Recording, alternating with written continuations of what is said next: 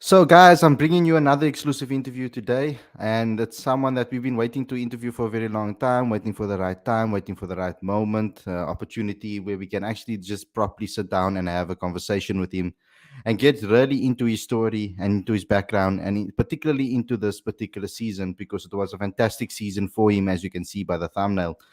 But it's Beyers Swanepoel that we're bringing onto the show today. And it's something that I've been waiting to do. And like I said already at the top of the show, but it's also an opportunity for you guys to also get to know him a little better and understand him as a player, how he thinks about the game, and what was behind this magnificent season that he's had this past year. Now, it's not his first rodeo. He has been in the system for quite some time. So we're going to get into his history, into what makes him tick as a cricketer, but also how he thinks about the game. And maybe we'll get into some questions, maybe some off the field things to get to know him a little bit better off the field too.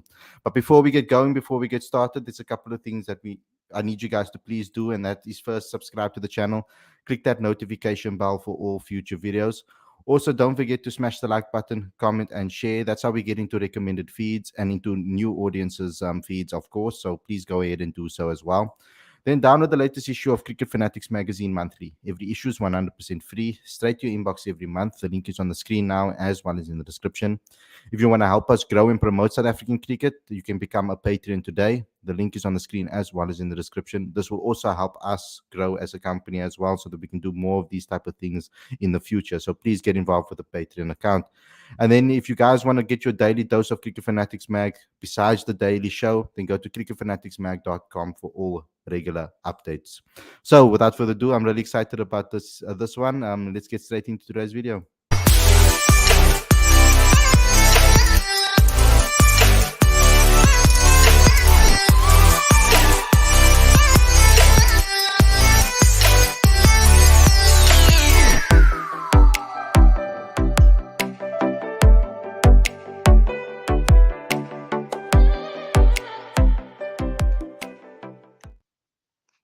A very good evening and welcome to Cricket Fanatics Magazine. This is your exclusive interview daily show. I'm your host, Khalid Moedin, and today I'm joined by Beyers Swanepoel. And today we're going to be talking about his career, about him, about the season. I mean, it was an incredibly long season this time around.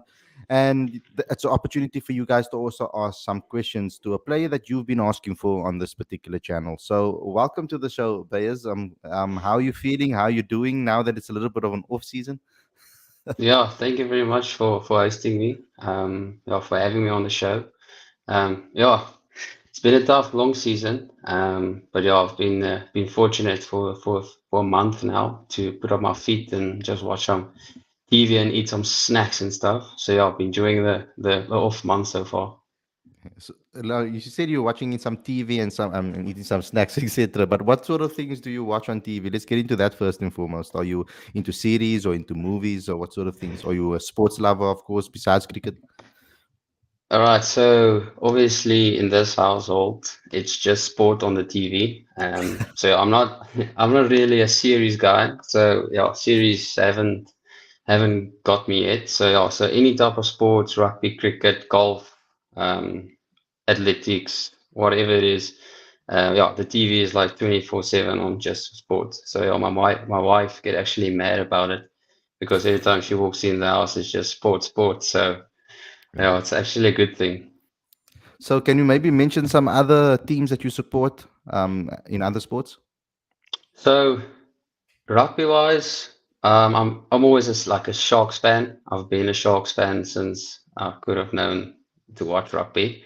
And the All Blacks, obviously the Springboks are well, but just the All Blacks, just the temperament they play rugby at, and the skill level they compete in. Other teams, I'm not really a big soccer fan, so I've been fortunate enough to watch a live game last year in England, Manchester against Chelsea. So I was fortunate enough to do that.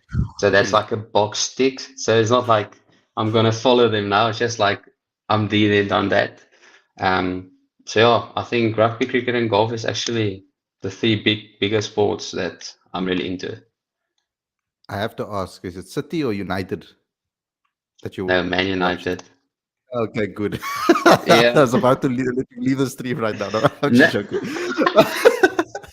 Okay, so let's get into your career, Bayers. Let's start with your how you got introduced into cricket. How did you get introduced? Where did you start your cricket career? Yeah, I think growing up from I won't say it's a small town. It's a town called Vanderbijlpark. It's close to Joburg. Yeah, I think around about 4 primary schools in that little city. So yeah, I think getting to school, my mom and dad wasn't really like the sport types of person. So my dad didn't play any like professional cricket or professional rugby, and my mom neither. Mhm, But my mom was very academic, was she strong? But I haven't got the academic, so I don't know where I lost that. So yeah, and I don't know where I got the sport genes from. But yeah, growing up in a little small city, went to school at DF Malherbe, and then there's also I think only 3 high schools. One is like a private high school, and then two is like standard high school. So for me, that got into cricket and I have a passion for the game. Had to thought about moving forward in my cricket career and where I'm going to go. So yeah, so I've made a decision after primary school to go to like a bigger province, as I can say like that. mhm, Yeah, and then I found myself at the Hoërskool Garsfontein in Pretoria, where I have the privilege to work with one of the Morkel's brothers, Milan Morkel. mhm, So I had the privilege working with him, and then yeah, I think from grade 8 it actually like kick-started. Yeah, take fire.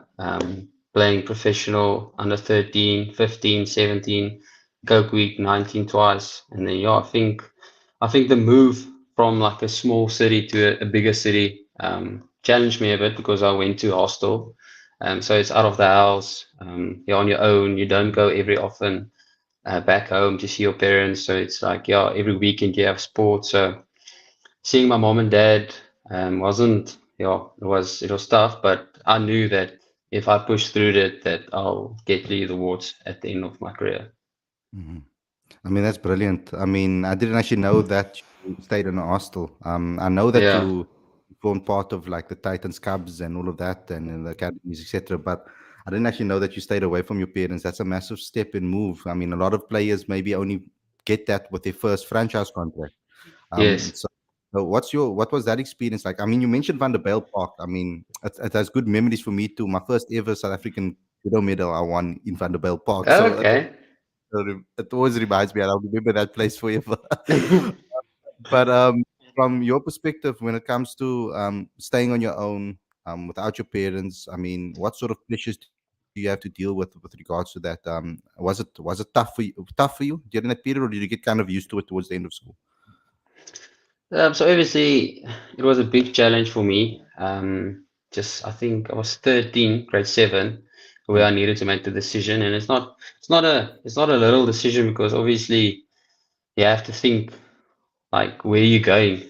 Like is, mm, is cricket your thing? Because I wasn't actually going to move just for the fun of it, so I needed to move to stay focused on cricket.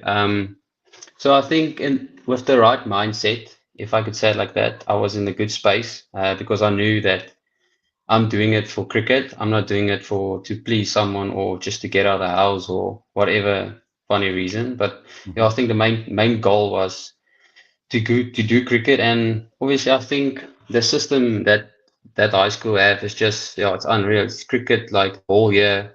I think I think the opening day, well, the first day of school was like on the 13th of Jan or the 14th of Jan. I couldn't really remember, but I know that first weekend I was like already in the A team and needed to practice and play. And it's like the first week, and I haven't got any of my school books yet, or I haven't met all the teachers, but I'm getting chucked in here to play cricket, and I think that's what it's all about. So I think I went with the right mindset. I know it was away from home, but I still had the support from my parents. They still visit me. They still send me gifts. Me and my mom are still making jokes. I just sent every weekend a bag of clothing that needs to be washed.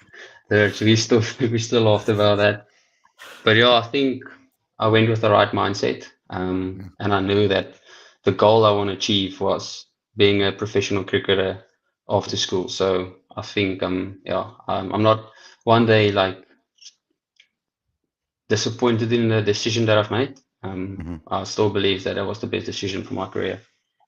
Yeah, because a lot of people face that dilemma, I mean, where they will have their mindset on one thing, and something changes, and your whole life has to Exactly. change as a result. So Yes. I would call it lucky at the end of the day that you actually live to live out your dream.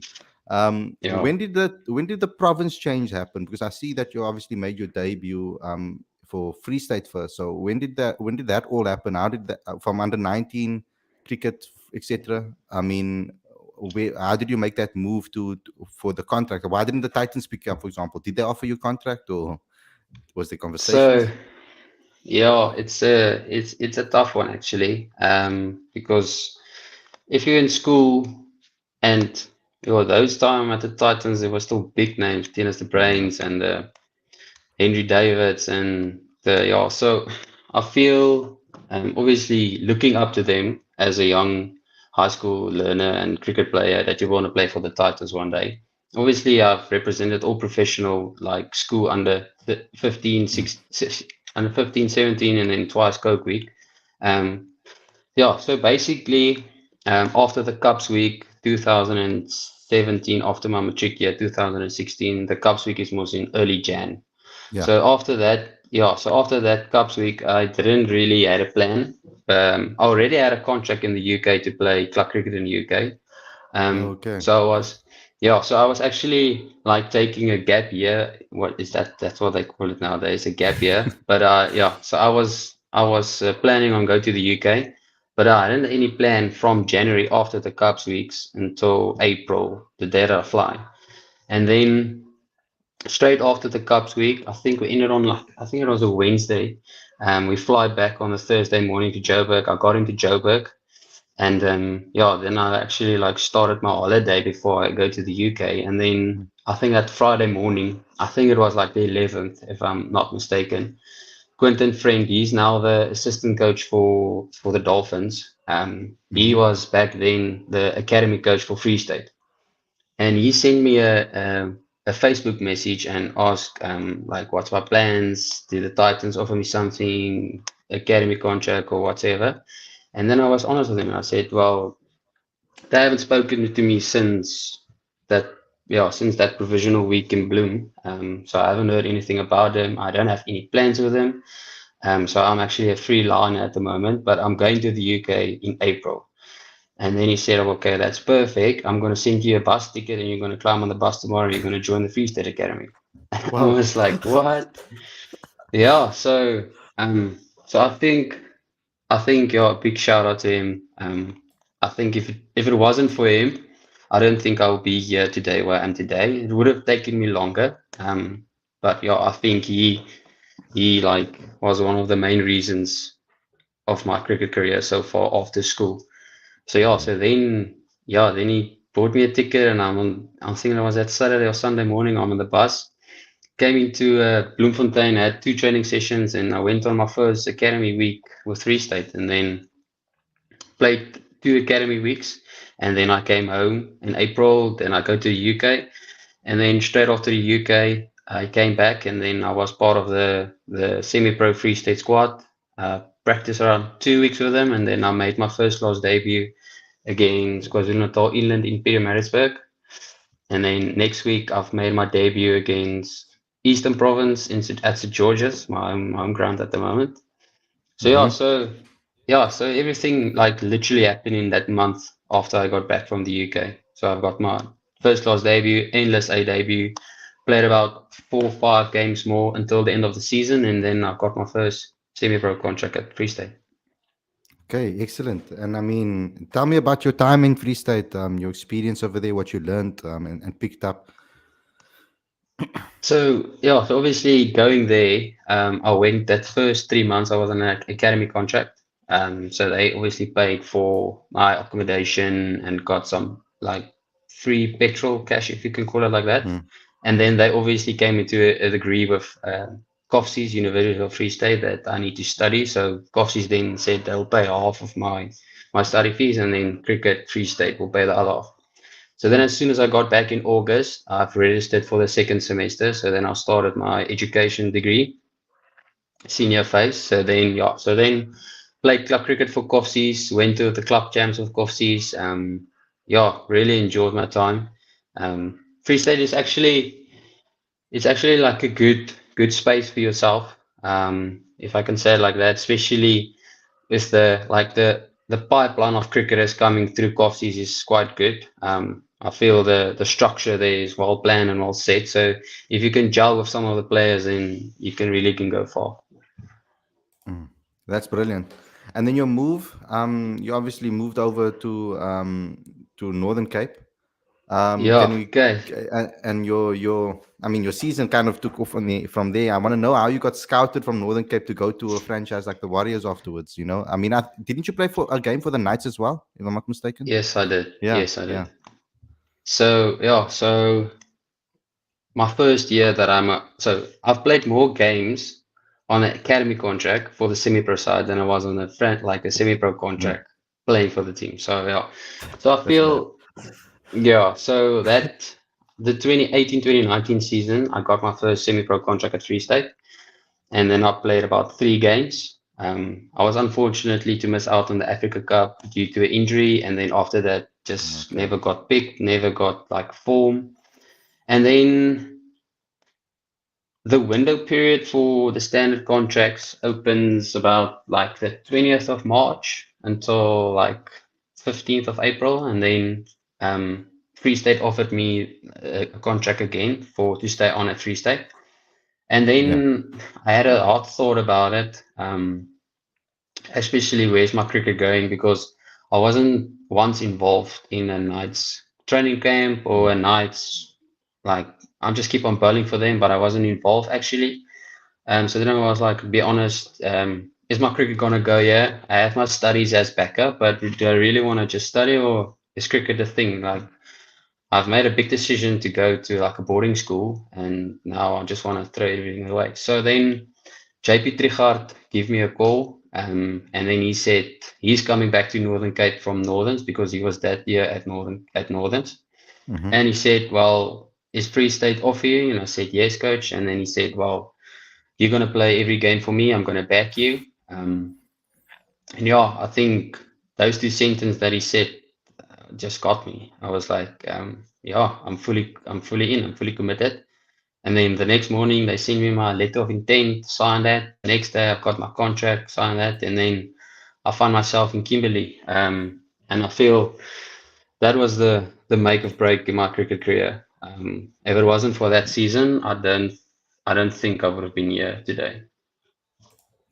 Yeah, I mean, and then I mean, you had a brilliant, I mean, a brilliant time at Northern Cape, of course. And I think I'm not sure if this is the case, but I know that you played in that knockout competition, the T20 knockout competition. Yes, When all the franchises, Division One and Division Two, played against each other. yes, I yes, remember me personally. I remember also watching you in that particular tournament, and I remember after a particular performance, there was a performance that you gave against. I think it was Western Province, if I'm not mistaken, where you scored correct. 39 not out in the match, and then you also Yes, took and then you also took you also bowled exceptionally well north for 16 in 2 overs. I think yes, it was a pivotal in that particular match. It was a very good performance that I think a lot of people actually were tweeting about you after that and saying, because some people didn't know who you are at that yeah. particular point. So, was there a buzz around you around that tournament? I mean, were you contacted after that tournament for maybe from other Division One teams, etc.? Or how did you get into Division One and get onto the radar of Division One teams? So I won't say straight after that tournament that there was like any contact from the Warriors or any like Division One franchise. But I know that there was a plan for me that to go a next level. I just needed to be patient. And then I had a good season at Northern Cape, and then the contact period again started. And obviously, I've got an agent, and I told them, and I said, listen, if I want to take my cricket to the next level, you need to give me a Division One contract. And he said, all right, let's get to business. And we sat down and we had a good look at all the franchises and see because you don't want to just get a franchise contract and then you sit on the sideline again. Then you're back Yeah. to where you all started. So yeah, so we sit down, had a good chat about it, and we discovered the few franchises that ways there may be a fitting place for me, if I can say it like that. So where I can see myself getting to the team, play every format of the team, and like contribute to the team. And then obviously the Warriors came up, as they've told me that Dane Patterson is going back to Western Province, and Marco is playing SAA. So I mean SA Protea, so he's not going to be involved with the Warriors like the whole season, just part time.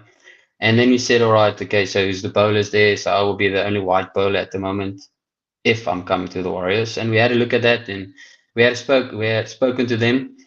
At first, they didn't have space for me, so I could have come like on an HP contract, so not on a Warriors contract. And Okay. then I had a thought about it. Obviously, I was married at that time. My wife had a job at a good school, so for us, just moving down to PE on a salary of 12,000 rand is not, yeah, it's not going to be worth it. Yeah. Yeah, especially I have to think about that. And then 2 weeks later, they said they'll try and organize and see what they can do. And then about 2 weeks later, I think just before the end of the window period, my agent called me and they said, um, they offering a 1 year contract. Are you keen? And then I said, yo, well, let's sign and go. And Yes. I think I had to sit down now, yeah, and being the number one leaking ticket in the 4 day series. I didn't think it's gonna happen that day when he said the Warriors is offering you. Yeah, I mean, let's talk about that first interaction with the coach of the Warriors. I mean, Robbie P. What the conversation was like. I mean, like you said, I mean, this season was incredible for you. I mean, 33 wickets. I mean, in this season, I mean, fantastic. On top of the run of the wickets charts. There were some key, obviously, contributions with the bat as well. I mean, in List A cricket as well, you did pretty well as in the List A with 12 wickets in 6 matches. So, I mean, your economy rate is what stands out to me of 4.04. So, like, Yes. that's something that I really appreciate about you. And I want to know what that first conversation was like with Robbie. And Yes. Yeah. what went on there. So I think we had a braai in Kimberley where we stayed. Um, I think it was around 7 or 7:30. And I didn't know the number because obviously I didn't have his number. So it's not like Robin Peterson calling you. It's like unknown. And I was like, oh, who's this now? I'm chilling with my friends. I'm going away overseas. So I don't want. Yeah. And then I didn't answer the first time. And then I was like, okay, I'll just see on Truecaller who's it later, and then maybe just send him an SMS. And then and then my agent called me like literally 30 seconds after that, and I have his number, so I obviously saw his name. And then Yeah. he's like, yeah, what's up? What you doing? Listen, yeah, Robbie wants to call you. Are you busy? And I'm like, oh, okay, so it might be that number. Then I was like, yeah, someone did try to call me, but I didn't know the number, so I didn't answer. Then he said, no, you have to answer. So it was literally 5 minutes after that. He called again, and I was like, yes, coach, how are you? He's like, no, I'm good, thanks about you. And then he asked me, what do you know of me? Then I was like, yo, okay. So obviously now I need to make an impression because he's signing me and I need to get on the good Yeah. foot here. Otherwise, I'm burning bridges here and I haven't started there. And then I was like, no, coach, obviously good things and just happy for the opportunity to be there and just feeling lucky to be Division 1 cricket and stuff. Yeah. And then he asked me a percentage out of 100, how many percent do you hit the wicket? Sure. Now I'm thinking, okay, well, I don't want to go above board and then I'm getting that at the Yeah. Warriors and then I don't even achieve it. So I was like, no, coach, I will say about 70%. And he said, okay, no, then I've made a good signing. But then it's like, okay, are you going to the UK? Then I was like, yes, coach. And then he said, well, you need to be back 1st of August. Then I was like, okay, that's no worries. And then he said, well, enjoy it, just be yourself and back your skull. And that was it. Wow. That's incredible. So, Yeah. talk to me because there was a question asked from Kelly. Did you have club experience in England? And you mentioned it a couple of times. So, talk to me about the English conditions, as well. Yeah, and so what obviously it's like and what you yeah, so learned there it's as not well. even so I've learned that Pommies can drink a lot of beer. That's the first thing that I've noticed. Yeah. I've noticed. So yeah, so I think the conditions is not even close to South Africa conditions. Yeah, I think it was the first or second weekend we rocking up at the ground. It was obviously a away game, not our home game. Hmm. And we got there and the field didn't have covers on. And we're walking onto the wicket.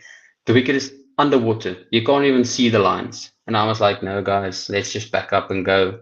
It was like, no, we're gonna start in an hour, watch. Then I was like, how are you gonna do it? In South Africa, if it Cold. drizzle, you're going to the hotel, you're sitting there and wait for the call. And I was like, nah, there's not happening. And yeah, they started with towels and a super soaper and whatever and start burning the wicket and just flames over. And I promise you not, an hour later, bowled the first ball. That's incredible. But yeah, That's it's yeah, incredible. it just yeah, it's different. It's like it's wet and it's cold. It's swinging. It's green. The balls are so hard. Like you can't even catch it if it's like that cold. Um, I remember I have like a long sleeve playing shirt, a long sleeve jumper, a jacket, and I have they call it like little tea bags, like hand warmers that you put in your Hmm. pocket. I'm the only guy in that team that have like four pairs of them every game that I've played. No, Yeah, it but must be crazy there.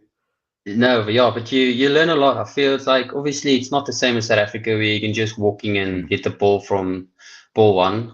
Especially you have to graft a bit longer. And you get to play against like 60-year-old, 55-year-old, like old guys that just puts a ball there on a penny for 60 overs. Like, and it's crazy how they just like gel with the conditions there as we do in South Africa. So yeah, it is a learning curve. I would say I would recommend it to any cricketer after school to go away for 6 months, do a bit of hard work, get off South Africa, play a bit of cricket, get to know people, explore a bit. So yeah, definitely, I feel there's a lot more than just going for cricket, especially if you're going to a good wealthy club, because some clubs are very good wealthy and they look after you. Like my club, I'm going this year, next year. I've been there last year. Hmm. So yeah, so very nice people. They look after you. So you're not far away from home. You're actually home, but still, it's not South Africa where you have braai vleis and biltong. Hmm. It's Yeah, just yeah, chicken kebabs and yeah. stuff like So that. yeah, so you can learn a lot. Like I said, it's how you're gonna go about it. It's if you're going just to for the party and the night out, then I think it's the wrong place for you. Yeah. So from a technical perspective, because I mean, from watching you play, you swinging the ball quite a bit in the air. I mean, is this something that you learned later on in your career? Because obviously in South African wickets, maybe you have to utilize it differently. But I mean, from your perspective, is that something you picked up there? But also from a batting perspective, because you are an all-rounder, which maybe some people don't know, you do classify as an all-rounder. So from a batting perspective, what did you learn from from the mentality perspective um, when it comes to batting? Um, yeah, I feel obviously the balls are moving a lot in the UK than in South Africa. And obviously South Africa you play with a Kuka turf, Mm. which doesn't have a seam. It does have a seam, but it's not a proper seam. So it literally swings for the first 10 overs, and then you have to figure something out to get batsmen out. If you're bowling to Carl Verreynne, then you can't just put it there because he's going to murder you every single time. Um, so yeah, I think batting wise, obviously, if you adapt to the ability that you can assist the conditions quickly and learn, I think like learn a skill when to strike and when to just say, okay, I'm gonna sit on the like second gear for now, not going just first gear, hitting boundaries and stuff. Yeah, but I feel the the the quicker you can assess the conditions, the better it becomes for you as a Mm. batter. So yeah, Yeah. batting, yeah, if you can assess the conditions early, then I don't think there will be a bowler that gets you out. Okay, so this season, let's talk about it because a fantastic season for you, topping the wickets tally. With like I already read it out earlier, 33 wickets this season. What went right for you this season? I mean, everything obviously, but what did you do differently, maybe to previous seasons, or um, was it a was it largely because of the team environment and the players around you, or was it a self motivation thing to get you to have an individual performance like you have had this season? I mean, you did end up second on the log in the four-day competition. So and you were a big part of that as well, of course. And also with batters like Jordan Ehrman and Matthew Bretsky also topping the list with the bat. I mean, Yes, that's a yes. nice, young, balanced, experienced team as well. It's a nice, balanced team. So talk to me about the Warriors and also the season and what your experience was like.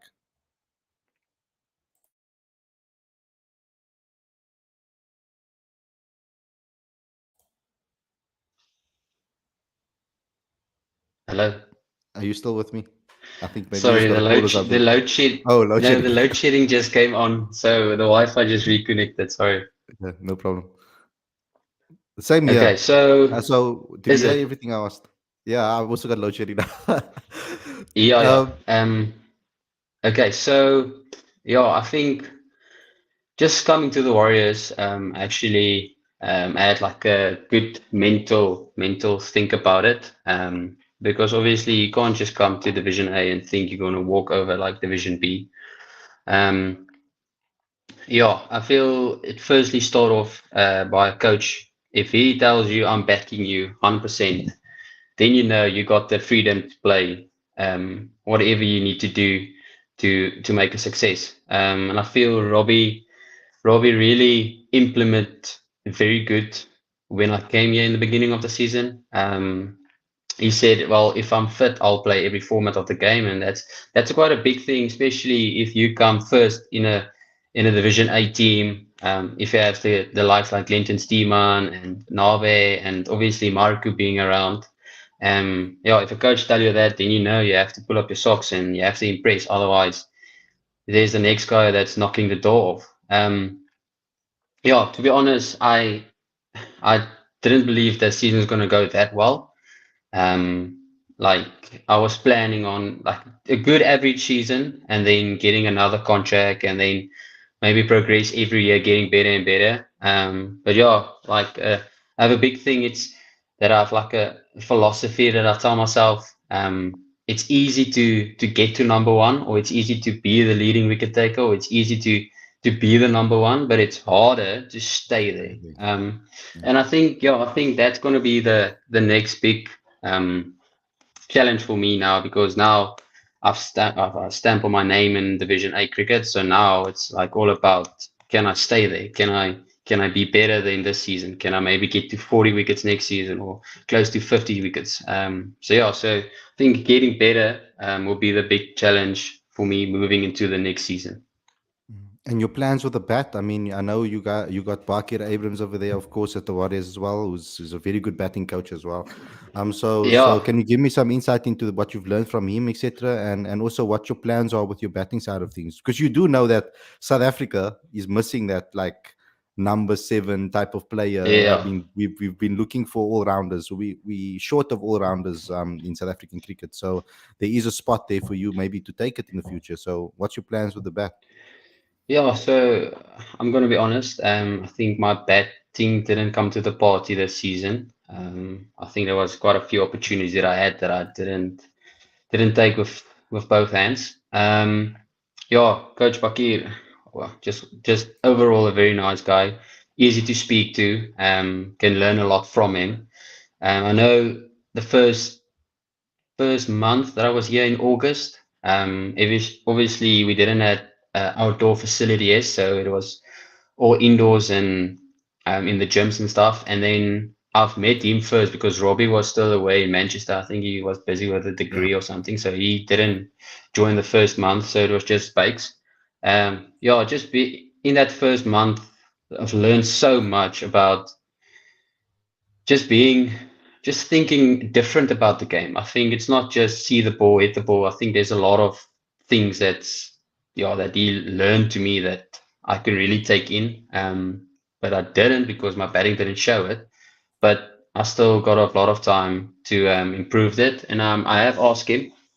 So there is a plan. So obviously, if I come back from the UK, we're gonna sit down and we're gonna do some pros and cons of my batting, and then obviously we're going to work a plan out around being a proper batting all-rounder. Because at the moment, I feel I'm a bowling all-rounder that can bat a bit, but I don't want to label myself on that. I want to be a proper bowler. I mean, a proper all-rounder that bats that number seven in four-day cricket, maybe even six in T20s and 50-over cricket. That maybe can have the positivity. If they say, right, we need an extra batter, then I can put my hand up and say, listen, I can bat and ball for you guys. So yeah, so I Mhm. feel batting was disappointed this season, but it's never too late to learn. It's never late to get better. Always. So I always tell myself, yeah, I can be 1% better the next day, then I have succeeded. Mhm. That's excellent. That you are working on that. Okay, I'm going to ask you some questions that from the fans. First and foremost, Kelly again asked, did you have to make any adjustments for bowling at St George's Park? It seems to have been a happy hunting ground for you this season, of course. So yeah, I don't think I changed a lot. I just feel St. George's suits my bowling more than on the other grounds in South Africa. Especially coastal wickets. It's a little bit slower, but it's a little more grass, and there's obviously the wind that helps, and obviously swings more. Like I'm a swing bowler, so I feel not a lot of adjustments as my bowling action or bowling philosophies. I just feel St. George's suited my bowling type of bowling style. And obviously that was one thing that I considered moving to the Warriors. Obviously, being a bowler, you can't move to a place where it's a flat wicket and you get murdered everywhere. So yeah, so obviously that was also a big decision in my career coming to the Warriors, coming to St. George's, know the history about it. So yeah, and obviously then coming to the Warriors, I've learned a lot from Robbie and the guys, Glenton, that was here, that's been playing here for several years now, where to bowl, what lines to bowl, what length to bowl, what time of the day the wind comes up for swinging, reverse swinging. So that I've learned quite easily and quickly, as I can say it like that, maybe in the first game or two, and then after that it's just yeah, it's a yeah, absolutely gun season for me so far. Yeah. And I mean, people don't know you're only 24 years old because you've been so long in cricket that people might think you're like 30 already. I don't know if it's a so, good or a bad thing. no, I think it's. I think there's still a lot to come from you, and you've learned a hell of a lot. And the fact that you've traveled so much, I think that's going to be a massive bonus for you in your cricket career, in my opinion. Gaurav says, "Who is your cricketing idol?" Um, so I have I had actually a few, but that was like primary school. So I think going to high school, obviously you label yourself as an all-rounder. So I've my biggest cricket idol is Ben Stokes. I just see him as a proper all-rounder. Like I want to be that proper all-rounder that bats between four and seven anywhere T20s, 50 overs, and Test cricket. And if he needs to deliver with the ball, he does it. So yeah, so cricketing, I'll definitely Ben Stokes. Yeah, I've been following him since I went to high school, and I haven't stopped following it. So yeah. And then he also wants to know who your current favorite player is. I'm going to switch it because you just mentioned Ben Stokes. So Yes. I want to know from South African point of view, is there anybody that you look up to or from the past or from the present? Doesn't necessarily have to be now. Um, at the moment, there's not really a favorite cricketer. Yeah, And as a kid, who did I you look won't up to? say a kid. Oh, he's not South African, but No, I said no. he's I said a. as a kid, who did you look? Or Oh, as a oh. child, who did you look up to? Okay, sorry, no, no. Okay, so the one guy was obviously Graham Smith. Yeah, absolute legend of a leader. Um, I think there was a test series in England where they beat England to get to the world number one. Yeah. That was unbelievable series. I think just his leadership. Just love to watch like an interview, the way he speaks. If there was a team chat on a social media video of Cricket South Africa, it was like unbelievable to see it how he involved and interact with the players in the squads. So yeah, I think Graham Smith definitely, and obviously Dale Steyn from a bowling perspective. Obviously a big swing bowler, which the same as I can put myself to. Hmm. With good pace, yeah. So definitely those two growing up was a good. They were good cricket heroes to me. They still are, but yeah, Ben Stokes is the idol that I follow. Did you get to speak to Vinnie Barnes at all about the art of swing? Because I've always heard stories that he was exceptional at that and was quick as a youngster when through the. I mean, not as a youngster coming through that era of cricket. But did you get to speak to him about your bowling at all? Can I just put on the light because it's getting dark now here? Yeah, yeah, it's fine. Yes, Mm, that's better. yeah. Um, I haven't been in a conversation with Vinny. I think Mm. the only thing that Vinny or me and Vinny connected was a WhatsApp that said I'm in the SA Invitational team that played against England Okay. 3 years ago. So Yeah. that was the only Yeah. I interaction remember that that. I have with Vinny. Yes. Okay, cool. Yeah, it might be a good conversation to have with regards to swing bowling as well. No, Um, definitely. I'll keep that in mind. yeah.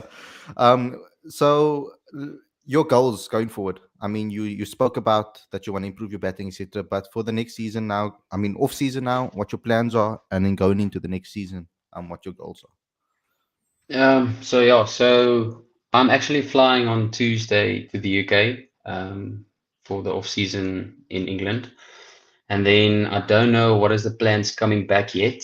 As I really Okay. hope that there's maybe a SAA call up, which is one of my goals that I've put down before I came to the Warriors. And then yeah, going into the next season.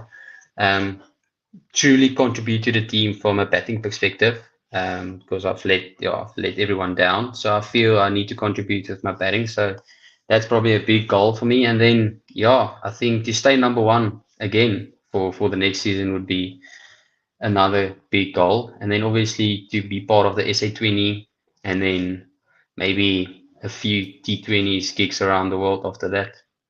Mhm. Do you have a plan on how to?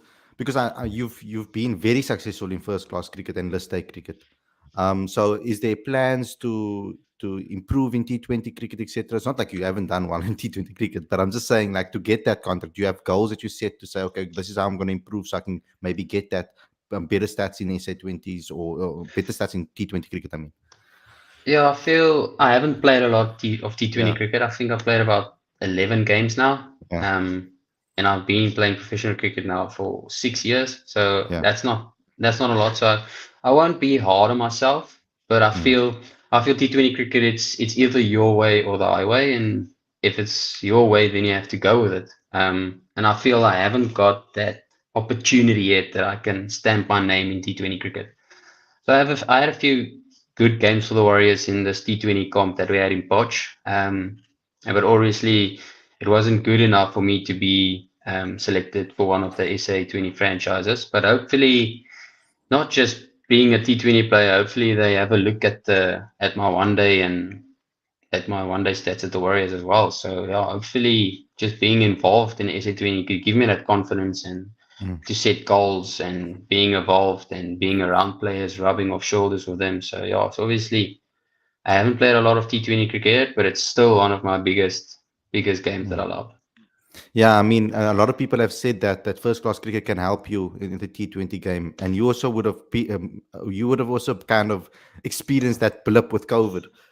So when you were coming through the system as well and getting that momentum, COVID happened for you. So like that's also Yes, another thing that came at a pivotal part in your career. exactly. Yeah. Yeah. So there is someone asking. I don't know if this is regarded to you. No, this is not. He's asking me a question about David Bellingham again.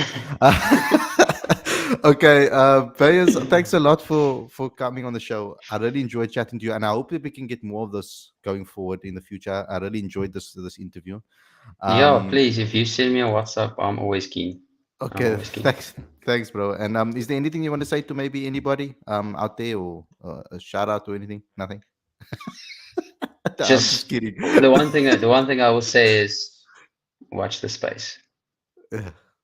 I love it. Watch this space. I Yeah. love it. I can see you been hanging out with Matthew Bedinsky.